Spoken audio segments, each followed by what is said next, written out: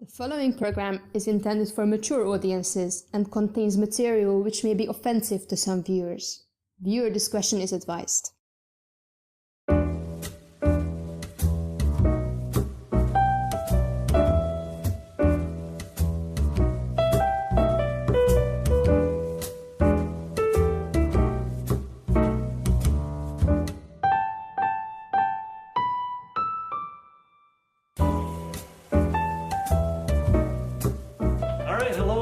To the Extraordinary Friends Show. This is a special episode today. We're at a remote location. We're actually in what is called the clubhouse, which is at my cabin. Next door to me on my left is my next door neighbor and good friend, David Bryan.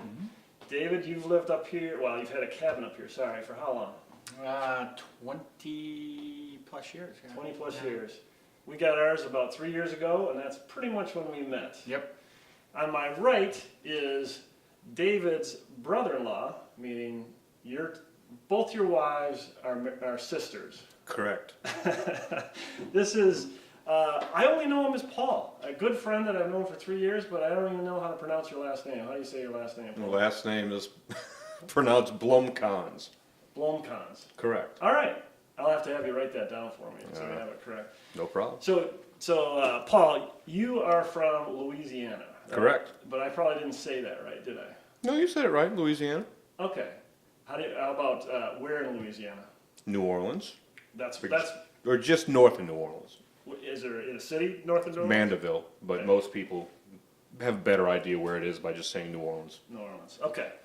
Well, both these guys were wondering what the heck it is that I wanted to do with this whole thing, and it's pretty simple. I just want to find out about your job, which is Nurse practitioner. Nurse practitioner. And before we started, you were telling me that specifically you were a nurse practitioner, which is different than maybe what I would consider a nurse. Very true. So how about walking me through what the difference is? Nurse practitioner, you obviously needed additional education, master's degree or higher. There's a lot more responsibility as far as taking care of the patients, and also there's also a lot more autonomy. When you're a nurse per se, you basically have to follow doctor's orders based on a plan of care, and when you're a nurse practitioner, you're basically giving orders for the nurses to carry out as far as diagnostic testing, medication administration, any one of those things. So, go ahead. Well, I was going to say, so what can a doctor do that you can't? Good question. So what distinguishes the two? Right now, at least in Louisiana, in order for a nurse practitioner to practice, you have to have a collaborative practice agreement with a doctor, meaning you have to work under a doctor's, basically under their license as well. Most other states, and I'm not really sure about Minnesota or Wisconsin, but most other states, you can practice independently. One thing in particular a physician can do that a nurse practitioner cannot do is, let's just say, surgery. But as far as diagnosing patients with illnesses, ordering diagnostic tests, prescribing medications, ordering home health care, etc., basically you're doing the exact same thing that a physician does. So, are you kind of a lead for nurses, or I mean, does every hospital have nurses and then nurse practitioners and then doctors, or is it? Most hospitals now have mid-level providers, is what they call nurse practitioners, and it seems like there's more and more nurse practitioners being hired almost on a daily basis, especially in my hospital, to fill kind of the gap, especially in the internal medicine perspective, where there's fewer and fewer physicians. There's a lot more physicians nowadays in various specialties, and not so much just a broad internal medicine. So a lot of the nurse practitioners are filling the gap where we don't have as many physicians anymore. So you're working with patients on a daily basis, right? Every day. And are you doing like the whole spectrum of things that nurses do for patients, or are you kind of like upper end diagnostic and prescription type stuff? I would think it's more upper end diagnostic and prescriptive stuff. I mean, as a floor nurse, I'd make rounds on the patients. I would take vital signs. I would administer medications that were ordered. I would look at lab values, etc. But basically, you would do what's expected of you to be done on a day-to-day basis, which is listen to the other physicians. My day-to-day basis is I'm the one that's going in, assessing the lab values, assessing the vital signs, assessing the complaints that some of the patients are telling me as far as what's bothering them, and then that's my job to try and figure out exactly what's going on, etc. If somebody's having excruciating stomach pain, you know, we'd order a KUB, which is KUB You know, I know what X-ray, KUB is. X-ray of the abdomen. Did you know It's, what No, I didn't know KUB is? what I don't know, I'm just kidding. KUB is what? X-ray of abdomen? basically, Abdomen. in layman's I have terms, not- X-ray of the abdomen. I have a problem with that word, as you maybe found out in the first episode. So, what made you go into this this career? Like, how did you end up as a nurse practitioner? Well, my sister's a physician. I didn't want to go that route with the tremendous amount of additional schooling. And I worked as a floor nurse for many years, and I started working in the ICU and CCU, intensive care unit or coronary care unit. And it was at that time that there was so much expected of the nurses that I figured that I was almost acting independently at that time, but was not getting the pay that, let's say, a nurse practitioner or a physician would be. And at that level of nursing, either ICU or coronary care unit, you tend to get burnt out quickly just because of how sick the patients are day in, day out. Mm-hmm. Most, I wouldn't say all, but a large percentage of patients that are in those units ultimately do not do well. And after X amount of years, that tends to take a lot of wear and tear on you. And I decided it was time to get out and go back to school and just practice at a higher level. Okay. So, have you seen dead bodies? Lots. Lots? Lots. How many dead bodies have you seen? 2. Really? Yeah. Personal relatives type thing? One personal relative, and my wife's a physician, and she snuck me up there in medical school, and she showed me her cadaver. Because you do become, you have them for a year. This was a date situation? It kind of was. So you have the cadaver for a year, Right. so they become attached to them. So it was like, She wanted to show off her friend, Exactly. her dead friend. right. All right, so you're not working with cadavers, I assume, right? These are real people. Well, obviously the cadaver is a real person. Now let me go back on you. Have you seen a dead? I have not. I've never seen a dead person. That's where I'm interested. Like, because, you know, my parents are old and my father passed away, but I didn't see him until, let me rephrase that. I've seen people at funerals. So, not counting people at funerals is what I was thinking, because you see them, like, right after they just died, right? More so than I wanted to, but sure, yeah. It's a part of medicine. And so, And we had dates with cadavers too when I was in school. But a different kind of date. okay, this was just to show the cadaver. There was no... Well, I mean, no, we'd go up there, and a lot of times, if there was some work to be done, or you'd read on something that interested you in a book that you were going to have to do eventually anyway, you'd go up there and perform a little work and find whatever nerve you were looking for, or vein or artery, and With your date alone. sure. Is that pretty good? Like, get the mood going kind of thing, or No, not is that pre go to the clubs thing? No, or? well, probably pre-go to the clubs thing, but I mean, I don't know about get the mood going, but because you had an interest about dead bodies, etc. Sometimes other people have the same. Yeah, I suppose if I had a chance, I'd go see a cadaver. Why not? What was the name of your cadaver? Did you name him? Don't remember the name. Yeah. Don't remember the name, but Apparently, that's a thing. yeah, it is. So, what's the best part about being a nurse practitioner, from your perspective? Obviously? Although it takes a little while, you do get a lot of respect from the physicians. You have to prove yourself, obviously, initially, because there is a stigma between. At least there is a slight stigma between physicians and nurse practitioners. A lot of physicians do not like nurse practitioners because, in a lot of sense, there is a difference, but in a day-to-day hospital patient-to-patient basis, there isn't that big a difference between what we do and what a physician does, in my opinion. Sure. Obviously, opinions vary, but They obviously think there's a huge difference. oh right? no, yeah, no doubt, Yeah. no doubt, and I mean, obviously, they've been through a lot more schooling. They deserve the respect and the, I guess, how can I say? Let's just leave it at that. They deserve the respect they get. But a nurse practitioner, to me, you do have the luxury of spending more time with the patient, so the patients tend to get I tend more attached. I tend to have a lot closer working relationship with the patients than a lot of the physicians do. I find that nurse practitioners are much more of a patient advocate than a physician is, just because physicians are so concerned about the actual medical perspectives going on, and they handle that, whereas we go into the whole psychosocial, what are they going to be experienced to or with when they go home, what is their home environment like, etc. We get social services involved to try and help the patient, not only in a medical basis, but more of a holistic way.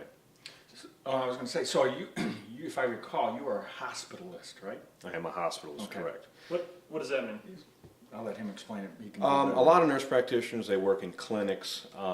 They work in clinics and hospitals, etc. As a hospitalist, I strictly work in the hospital. If you're not sick enough to be in the hospital, I don't see you. Sure, okay. So, So you see the good stuff, if you know, from that perspective. yeah, I mean, it's a little bit different than the clinic level where people can walk in and walk out at their Right. leisure. No emergency, no. Right. Probably not close to death, right? Correct. Yeah. Whereas a hospitalist, basically, you're sick enough to be in the hospital, and at times you're dealing with life and death decisions on a daily basis. Now, with that being said and done, I can't speak with all nurse practitioners, but my particular group of physicians that I work with, there's not a one bad physician in a bunch. They're all very, very supportive, all very, very helpful. And as a nurse practitioner, I do not know all the answers to all the questions. And if a patient asks me a question that I don't know, I tell them I honestly do not know the answer to that question, but I will find somebody that can. And it's just a matter of stepping out the room and making a phone call to the physician. Oh, you don't just Google it?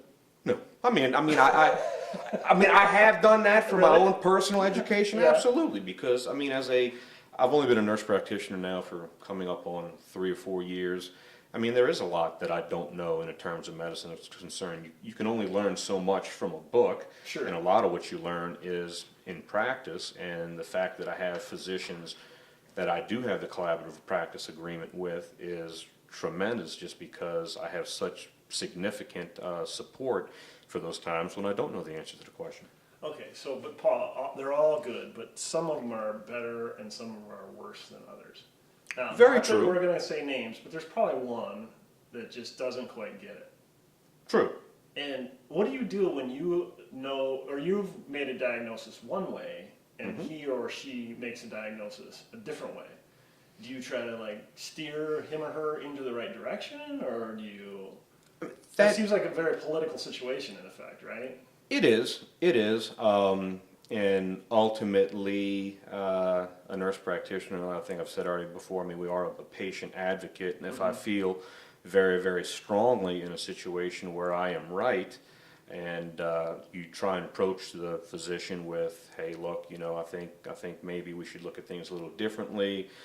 This is my take on the lab values, the diagnostic tests, etc. I think we're going this way with this problem. And if they're totally against it, well, in our hospital we do have a hierarchy of commands, and if I'm not getting anywhere with a potential, what I would say, problem, something that may hurt the patient, I just go up the hierarchy of commands and go to another physician that's at a higher level with my prospective group. So you can't just put them in a headlock or anything. And like, No, as much as I'd like to at times, no, that doesn't work. that doesn't work that way. All right, so you're dealing with all sorts of stuff on a regular basis, especially if you're at a hospital, because people are especially sick. Does anything gross you out? Yes. What stuff grosses you out? Is it a type of thing, or is it a smell, or is it a... I would say I would say two things in particular.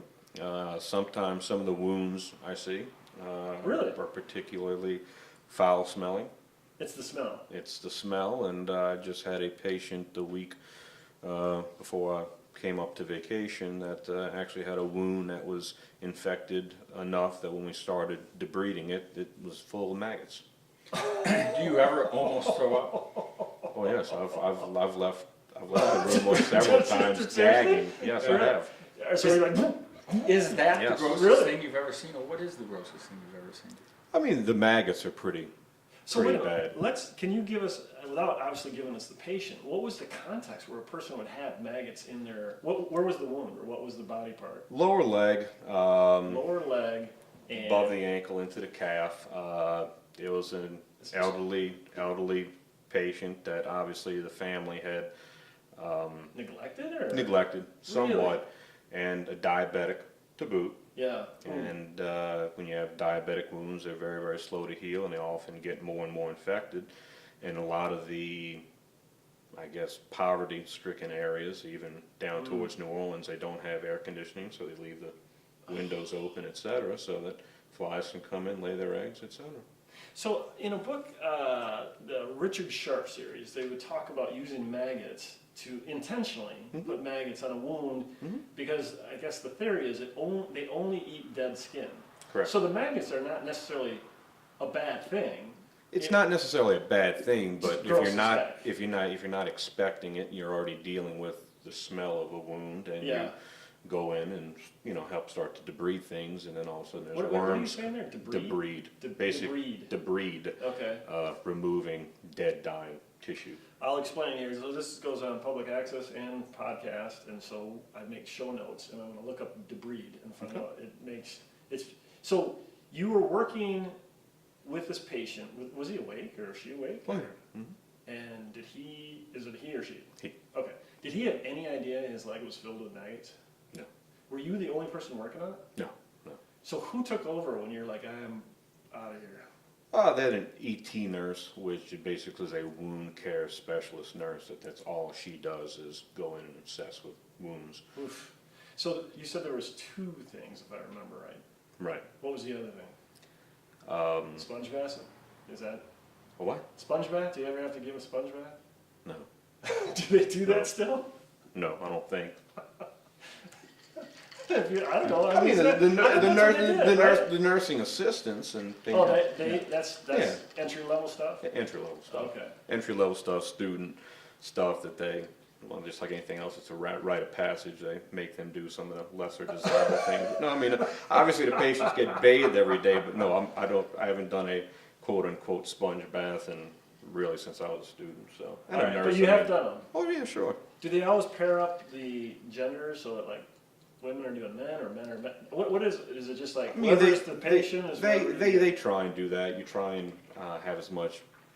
protect as much patient modesty as you can, but that's not always the case. So as far as bathing is concerned, you try and match genders, make the patient feel as comfortable as they can.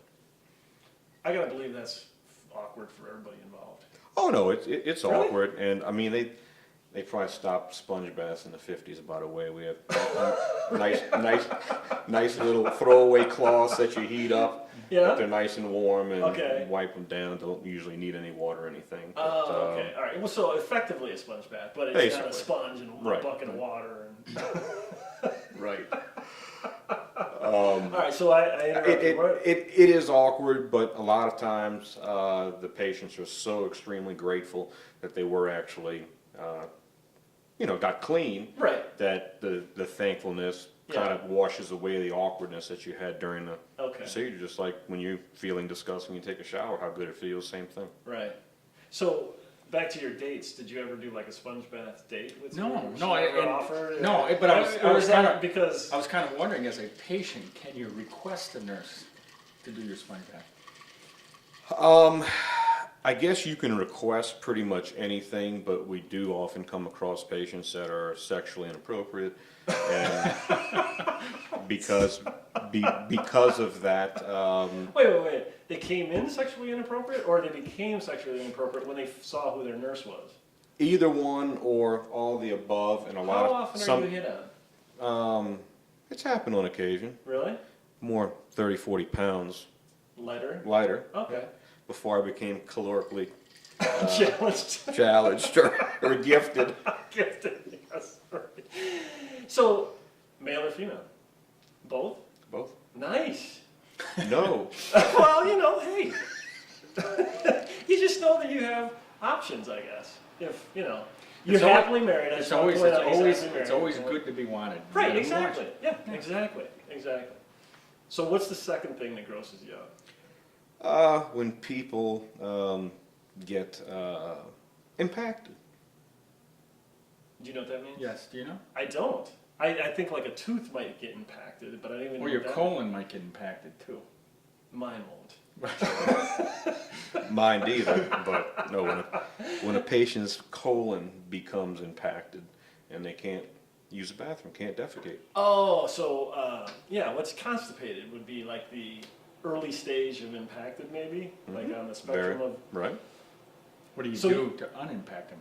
Well, there's obviously oral medications that you give. What if the oral medication doesn't work? Fleet's enemas. What if that doesn't work? Wait, what's that? It's just an enema? Fleet's enemas, and What- if what- those all don't Fleets? work, Fleet's. Have you ever had to physically go in and unimpact them? Absolutely, David. You must be married to a physician. Must be. When you say go in, what do you? Well, I'll let him explain what that means. Did Well, maybe let's hear what you think it means first. I mean, physically, With a hand or Yeah. a roto-rooter, or digitally digitally with a impact. finger, yeah. is that the most high-tech device that we've come up with for that It situation? can't be the most high tech device, but it is effective, and it does happen. And even to this day, I mean, I've written orders for nurses to digitally disinfect patients, which I had to do obviously when I was a nurse. And they're so squeamish about it, they'll almost do anything to avoid it, while the patients, and not always. I mean, I'm speaking broadly, but I mean sometimes just a new nurse that is not comfortable doing it, you know, would say they tried and it didn't work or whatever, and then the patient's literally writhing in pain, Really? you know, biting at the sheets, Yeah. etc. And you just go in and do it to help the patient. When was the last time you had to do that? Probably a month or two ago. Really? Hmm? And it was a patient, not someone you knew? No, patient. Okay. Just checking. Not sure where you're going with that question, but I don't know. Well, not to get too gross about it, but so once you get it started, does it just everything Typically, happens, yeah. flows on its own from then on? And are they like Typically. immediately like, oof, I feel Oh much no, so I mean, saying the same thing. They're obviously embarrassed, right? but soon the embarrassment gives way to they feel better, much better. immediately. Yeah. And no, I mean they crack jokes the next day a lot of times. We make rounds. Hey, you know, boy, that wasn't fun at all. It's like wasn't fun for me either. But in the same sense, they say thank you so much. I was really, Right. really in tremendous agony. So. Wow. All right, so back to the doctors and the nurses. Do you think? So, I think it's probably more different. It's different now, but I think classically people think of nurses as being female, or is it generally a female role? Or because I know a couple of nurses now that are male nurses, but is it 50-50? Is it by region? I wouldn't say it's 50-50. I've never worked anywhere except for just out of New Orleans, but there are a lot of male nurses now in the field, and it seems like every year more and more are going into the field, and there have been. I mean, obviously there's a stigma. I mean, there's been movies about male nurses, and you know. What movies are these? What is that? Meet the Fockers? Meet the Fockers, yeah. The whole Focker series. Have you ever seen them? I have. Was it Ben Stiller? Ben Stiller's a male is nurse. Is he really? Yeah. I didn't realize that. So it's always there was a joke on that. And I mean, yeah, I mean Okay. you get joked at initially. It's funny as much as I was teased and basically ridiculed as being a male nurse early on. Now Who's that doing this? I mean friends. Yeah. extended family. Probably my brother-in-law at one point or time. I don't remember, but I'm sure it's probably came up. I don't recall, but you never know. Don't put it past you. There's probably other stuff you don't recall, right? So, yeah. But it's funny once you specialize, whether you become a nurse practitioner, go into nurse anesthetist. And it's hard for me to say, but once you start to get to those upper roles of nursing, male or female, I haven't heard a crack since. But So like between female doctors and male doctors, are one more comfortable with male nurses than the other? I don't think so. And I mean, I can't speak for all the hospitals. I've basically only worked in one my entire career. But just like almost in every other profession, regardless of what somebody thinks about you initially, whether you're male, female, just out of school, been out of school 10 years, you have to prove yourself in whatever profession that you're in to prove that you're capable, that you do know what you're doing, and you can be trusted, not only making decisions on your own, but if you don't know the answers to the questions to where you can't make educated decisions, you look for somebody that does. And you're comfortable asking for help. Right, and that goes much long. It means a lot more to people that if you're willing to admit that you don't know something versus making a misdiagnosis, prescribing the wrong med, and potentially harming the patient. You can prescribe meds? I can, yeah. Like the whole spectrum? You can, and there's an additional hoop you have to jump through in order to prescribe narcotics outside the hospital. I prescribe anything and everything except for narcotics. Now, in the hospital, with my collaborative practice agreement with the physicians, we prescribe narcotics, but they're actually seeing, when we place an order on the computer, they're watching what we're ordering. Okay, so there's checks and balances. Oh, no, there's obviously checks and balances, but when the patients I have, I admit into the hospital and I discharge from the hospital. So when a patient gets discharged from the hospital, I'm actually the person that's writing out the prescriptions for them to go get filled as an outpatient. So as a narcotic example be like Valium or Valium, any other good stuff? Vicodin, Percocet, all those. Okay. And with that comes a whole other gauntlet of responsibilities, liabilities, etc. Some nurse practitioners have jumped through the extra hoops, paperwork, meeting with the State Board of Nursing in order to get that. To do the narcotics. I do not necessarily want that added responsibility and liability. So you can't get me Valium? I was going to say, were you looking for a connection? I had Valium as part of eye surgery, and that's not that I'm saying it should be a recreational drug, but it felt really good. I have to admit that. Can't help you, Captain. So I had a couple other questions about, so back to the worst part of your job, because that's, I find intriguing. Who are the worst patients? Who are the worst types of patients? Like what kind of patient drives you nuts? Or are you just, you're cool with all of them, none of them bug you? None of the patients in themselves bug me. The family members, because there's always a multitude of them, they're oftentimes, I'm never intimidated by any patient's diagnosis and or personality per se. Yeah. Some of the family members can wear you down, break you down quickly. Because they think that you're misdiagnosing or that you're not showing enough attention? Or... Anything and everything. Anything and everything. A lot of times, basically, and I've had, you go into a patient's room, you're talking to the patient, they're telling you problems, you're explaining to them the plan of care, what your thoughts were, etc. You'll have family members basically writing down every word that you're saying. I've done that. I turned on the tape or my recorder on my phone last time my wife was in the hospital. I'm like, I can't remember it word for word, so why not just record it? I've had that happen. I've had gone into the room and have patients on their family members on their iPad. Yeah. And I go into what the plan of care is, etc. We're going to do this because of this. We're going to do that because of that, whatever. And they'll be, well, it says right here on WebMD, shouldn't we check for this with these diagnoses? And No, it's not quite that simple, and that is kind of a dangerous thing for the family members if they're not medically inclined to think they can get more educated than a clinician just by looking on WebMD for a few minutes. Okay. So, like I said, patients, I think they're all different. I think they're all challenging, which is one of the reasons why I enjoy my job so much. As far as anything I can't handle, no, I don't know the answer to every question. However, I would much rather take care of a single patient in the room than take care of the patient and three or four, self-proclaimed doctors in the room. Can you tell a difference between male patients and female patients? Like, are one better at being a good patient or not? Well, I hate to say this because we're all male here. As far as a patient that's in pain, Yeah. I would rather take a female patient any day with any kind of Higher painful. tolerance. What's that? Higher tolerance, pain Much higher tolerance. Do you think that's true? Absolutely, without a doubt. Well, how do they measure that?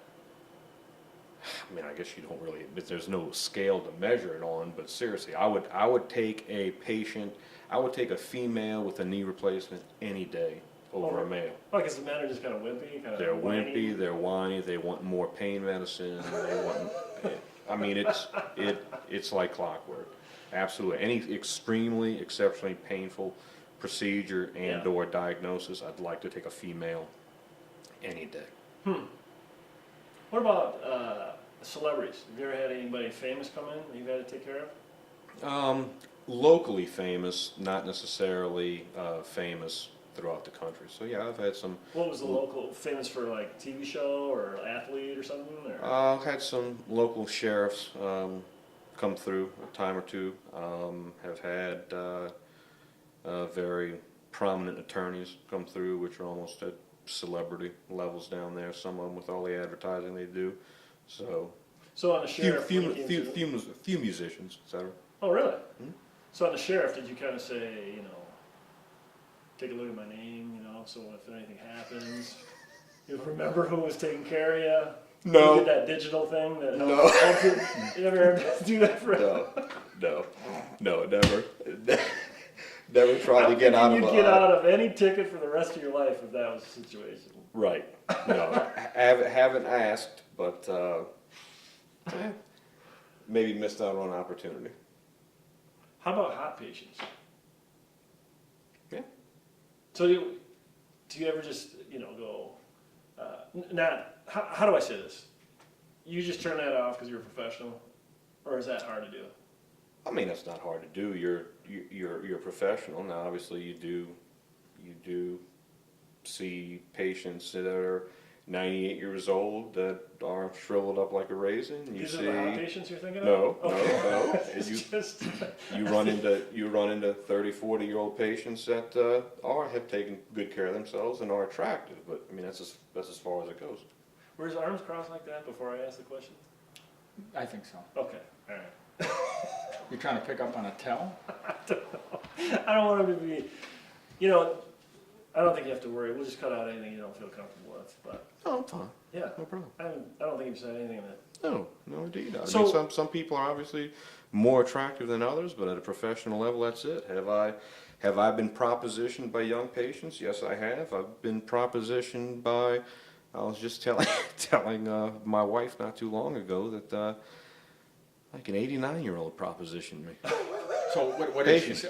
What did she say? Do you want Like, to how go did she swing do it? dancing, Yeah. or what did she? She basically asked me to crawl into bed with her and warm her up.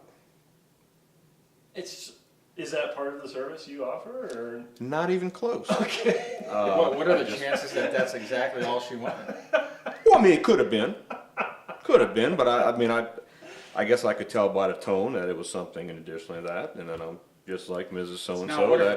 what if a 25-year-old patient asks you to do the same exact thing? Then the comment is exactly the same. That You'll have to wait till my shift ends. no, that Get off at 7. that comment is totally inappropriate. You say that? Absolutely, Oh, that really takes the fun out of it, I would think. it does. But I'm there to. Do you say, because people are listening? I gotta No. say. No. The reason I can even ask these questions is because I know that you're a man of integrity and you wouldn't do anything like that. But True. does it feel pretty good when someone propositions you, though? Not from a patient, no. Really? Just the doctors? No. You can't be broken. You can't be broken. Just give him another drink. I know you need another drink. We can No, we're good. do a pause here. So my daughter is thinking about going into the nursing practice. Mm-hmm. Do you think it's a good industry? Is it a good career to take? It's been good for me. It's been good to most of the people that I've worked with for years. I've steered a couple younger nurses to go into, especially the nurse practitioner program, and they've come out and they've been very thankful and appreciative. So how many? Okay, kind of break it down. How many years of schooling do you need post high school to be a nurse, like an entry level nurse? Coming out of high school initially, as far as prerequisites are concerned, you need a minimum of 2, and that's really taking a lot of hours, more likely 3, Okay. to get your pre-nursing done. That's Nursing like school. entry level into a hospital as a nurse or a clinic. No, that's just prerequisites before you go to nursing school. From there, you go directly into a 3-year nursing program. At least you get your BSN, your Bachelor of Science in Nursing, So it takes 6 years post high school to be a nurse? to be a BSN. Okay. A Bachelor of Science. Now you can get into associate's degree, et cetera, which I think is significantly less, but I think those nurses can't do IV push medicines. They're basically, their hands are tied. Yeah. As far as what they can or can't do. If she's going to go into it, she wants to get a BSN where she doesn't need somebody to give her IV push medicines, et cetera. And then nurse practitioner program from there is an additional 2 years. So what's total for how many years post high school have you had? How many post years of high school have I had? Yeah. Went to LSU for 4 years, and that's just because for a while I didn't know exactly what I wanted to do. So I basically have a lot of credits towards a general studies degree with a minor in microbiology. Went to nursing school for 3 years, and then I went back and got my master's, which is an additional 2 years. So for myself, I did 9 years of schooling past high school. Holy buckets. That's a lot. It is. Wow. Way more than I'd be willing to do, I think. But you wouldn't have to do that many if you knew going in. No, I mean, there's. Yeah. You wouldn't have to do that many. I mean, a lot of the laws and rules are changing now to where a nurse practitioner profession is going to be a doctorate program now. Really? So I think the best that you could get out of it, the best that you could do now as far as time, would be 2 years of prerequisites, 3 years of nursing school to get your Bachelor of Science, plus 4 years. It'd be 9 years to get your nurse practitioner. I mean, you're doing serious stuff, so I guess it makes sense. I just had no idea it was that much. No, I mean, it's a lot of schooling. If you're Yeah. going to, same thing with anesthesia. It's basically, it's almost exactly the same thing. And they're making anesthesia now a doctorate to where you need to go 4 years post. Okay. Now, do they want you, I mean, can you go right into your BSN program into these programs, or do they want a certain amount of work experience first? You can if you have an exceptional grade point average. Sometimes they do pick you up basically right out of school, etc. But I would say unless you're total top of the class, even if you have anything less than like a 3.8 GPA, a 3.9 GPA, they typically want you to work in your profession for 2 years to get the experience working with patients before you go to graduate school. All right, so we're burning through our time here. And I'm going to ask you about the other part of your life, which is you grew up in Louisiana, right? Born and raised, correct. Born and raised. All right. And as part of that, you are most Louisiana, what would be the plural of a person who comes from Louisiana? Louisianians. Louisianians. Are most Louisianians outdoorsmen like you? Is that a common thing? I wouldn't say most. From my region where I live, which is southeast Louisiana, I would think most of southeast Louisiana people do dabble in fishing or hunting, if not commercially or guide services taking people fishing for a living. They do it just recreationally to catch fish, have fun, put some meat on the table, etc. So to that end, we've talked before, you have a wide range of animals that you have killed and eaten. Correct. What are some of your favorite, oh. It's, I'll just have to say we're in a meeting and I can't take it right now. What are some of your favorite non-cow, pig, or chicken foods? I love, one of my favorite soups is obviously, or maybe not obviously, turtle soup. To me, that's... So you trap or shoot or hunt? What do you do? How do you catch turtles? Most of the turtles are caught just basically on jug lines, which is basically a piece of meat or a piece of fish tied to a Coke bottle that are spread throughout the swamp, anywhere from as many as you want to do, from 10 to 100. Now, I've heard, though, turtles are just nasty to have to clean. Yeah, they're disgusting. So worse than the things you're seeing at your day job? No, I wouldn't say that, but no, they're nasty and difficult to clean. I don't have a whole lot of experience cleaning them. Fortunately, I have friends that are a lot more experienced with me. If I say, hey, look, I've caught a turtle, can you help me out with it? So they'll clean it for you? Yeah, sure. Oh. They want some of the meat, obviously, but... Okay. Sure. Well, how big are these turtles? I mean, I'd say your average snapping turtle might be 20, 25 pounds. That's a good one, but a big alligator snapper can push up to 100, and that's an Really? extremely rare turtle because it's extremely old. Yeah. And in fact, my father and I caught one. My father and I caught one on a jug line. This was many, many years ago, and we always talked about how great it would be to catch a real old timer, you know, one bigger than a wash tub. And we caught it, and my dad was just terrified that it was going to bite my hand off trying to unhook it. And then we started looking at this thing after we hooked it. It wasn't hooked bad, and we started talking about how old it was, and probably easily over 100 years old. And Really? one thing led to another. We felt sorry for him and set him free. Took some pictures, I hope. No, back then we didn't No- bring no cameras camera in the phones. swamp, no camera phones. No, it was way before all that. Wow. How do you know it's, I mean, they obviously lived to over 100 years, and you Oh, figure yeah. by size Oh, it had yeah. to be. Yeah. Would they be better tasting at 100 years? It seems like they'd be pretty... No, I think all turtle meat is the same. It's not like an old cow or an old pig, etc. What else have you eaten besides turtles? Well, I mean, crawfish, obviously. Frog legs is another thing that I really, You like frog legs? I do. Have you had frog legs? Oh, yeah. Okay, so you're not from Louisiana, right? No, I am from Louisiana. I grew up in Louisiana. How'd you guys end up here?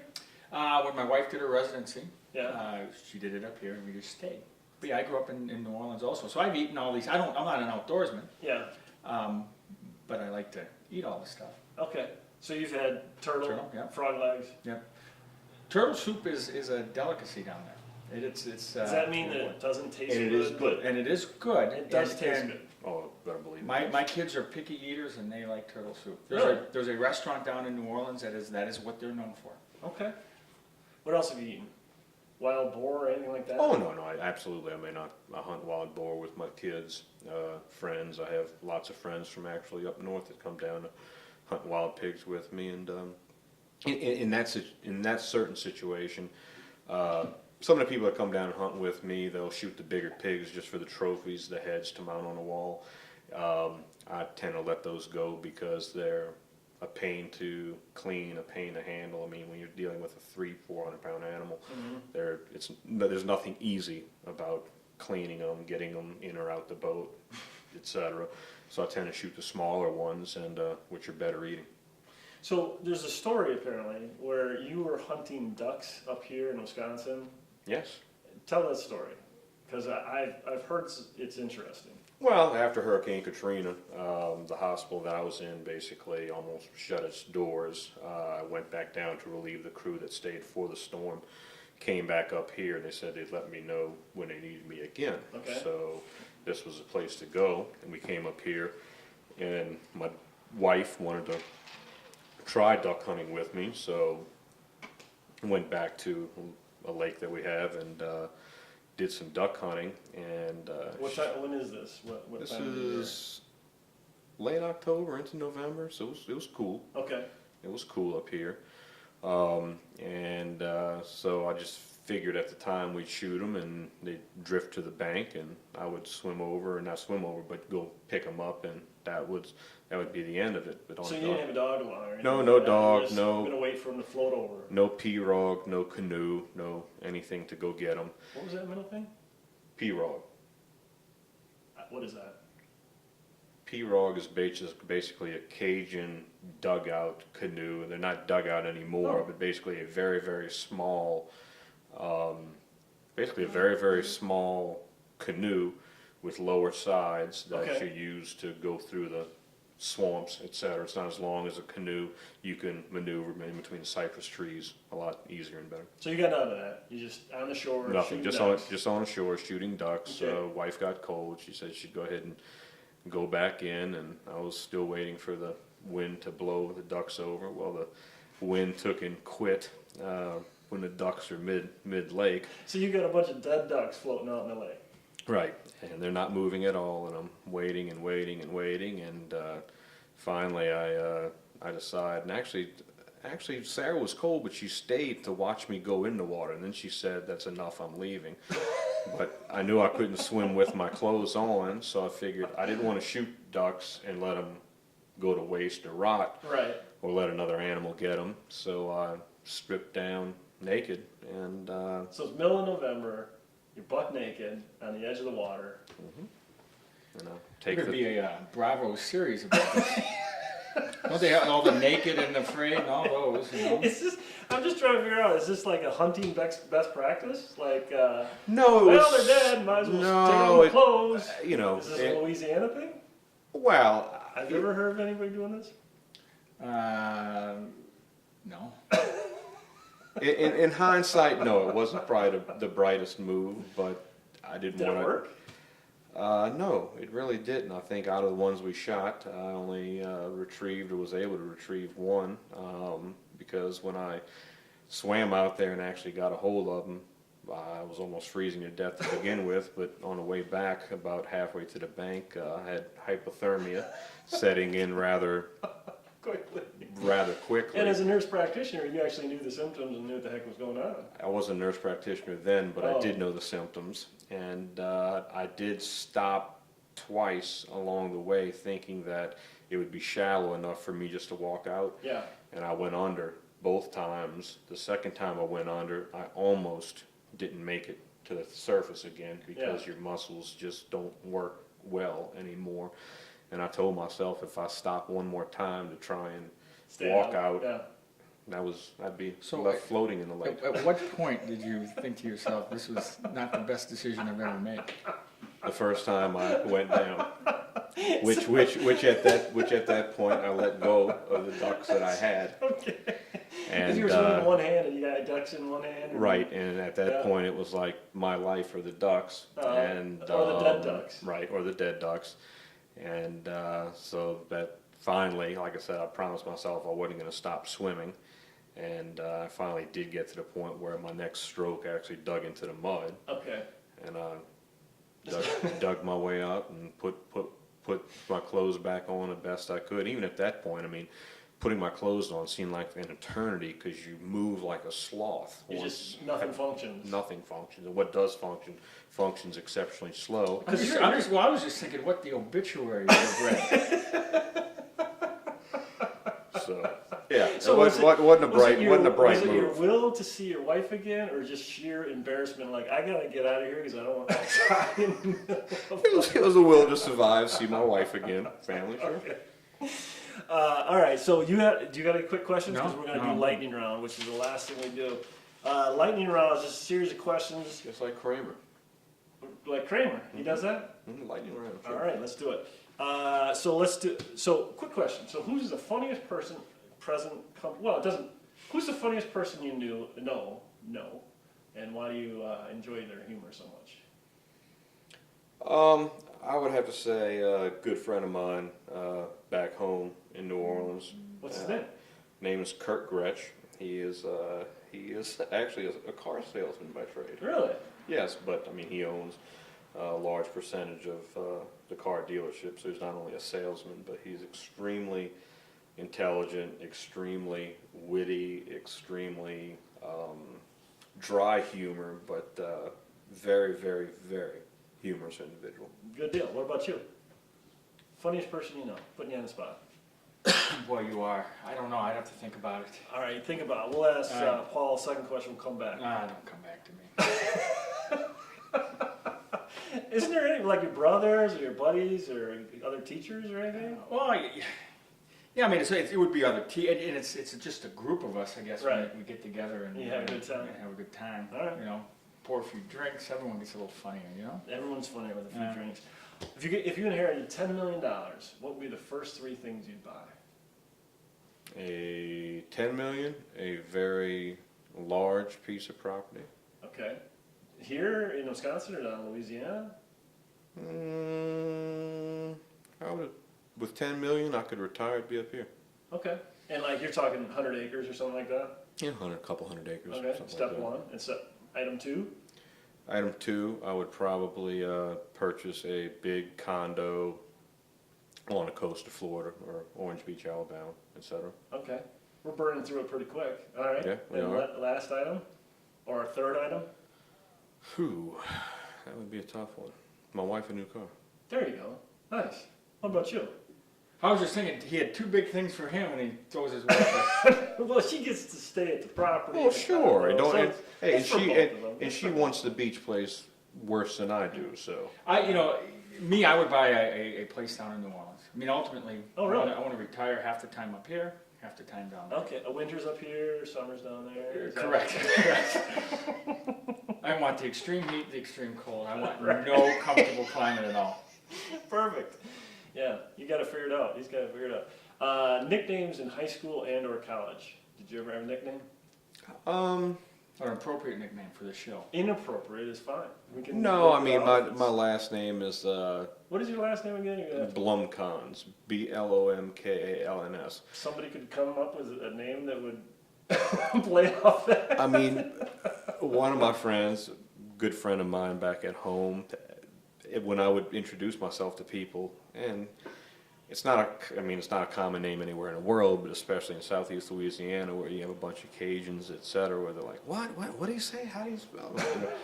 A good friend of mine, he just said, oh, don't worry about it, his name's blah blah, and That stuck. blah blah has stuck for probably 15, 20 years now. So there's a whole crew of people that call you blah blah. That is correct. How Paul about you? blah blah.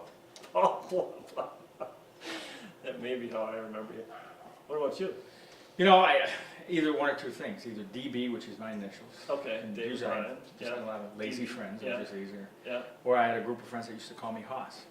Haas. Haas. Like Gunsmoke. from Gunsmoke. Yeah. He was the big smart one, right? I don't know if the big smart or the big dumb one. That's- Haas. Well, how about you? What was We're going it? to throw it back at you. My nickname was Brady in college. After Brady Bunch?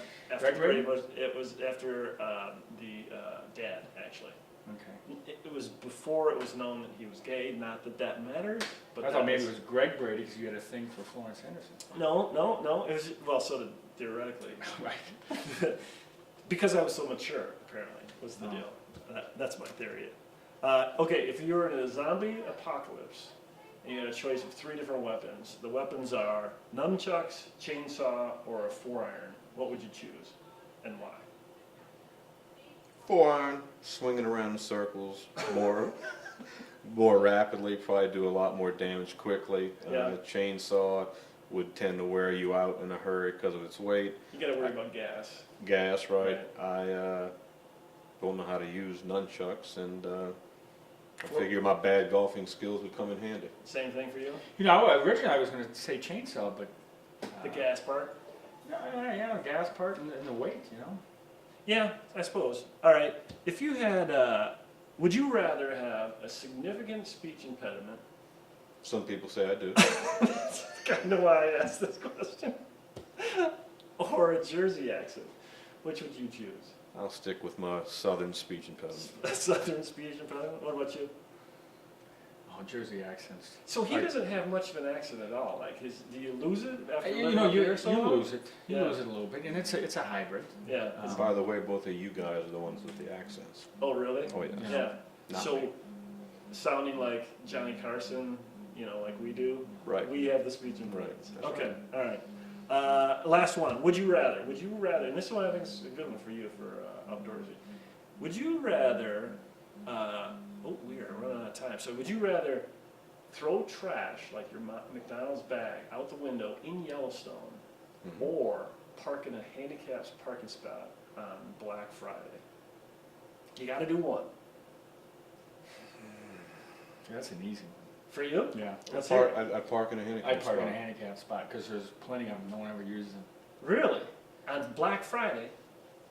And your same thing? Absolutely. Put it this way: if they're going to Because fight most- the Black Friday crowds to begin with, they can't be that handicapped. My point exactly. Most of the people that I see with handicap stickers that pull into the parking spot in a hurry, they walk and 10 times better than I can. So no, All right. no Well, trash in Yellowstone. We are out of time, so I want to thank my guest here, Paul Blah Blah, or as I'll learn, Blomkalns. Right. Blomkalns. Mhm. Paul Blomkalns. I really appreciate you doing this. I know you were a little nervous about how this was going to go. Do you think it went okay? Oh, absolutely. All right. The Yeah, I think you the did. bourbon helped, obviously, but no, all said and done. No, great. And also my good friend David Bryan. You're a great co-host. Well done. Thank All right. you. Thank I you. think we're set. Thanks a lot, guys.